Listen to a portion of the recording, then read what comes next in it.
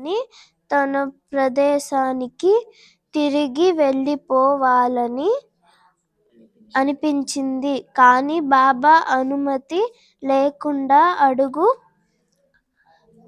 కదల్చలేకపోయాడు. ఆ ఉత్తరాన్ని చేత పట్టుకుని సన్యాసి మసీదుకు వెళ్ళాడు. తల్లి పరిస్థితిని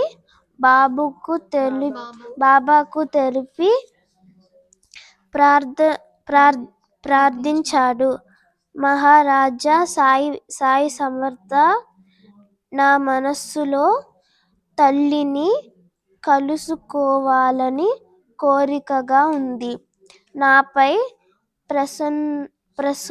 ప్రసన్నులై ప్రార్థించాడు.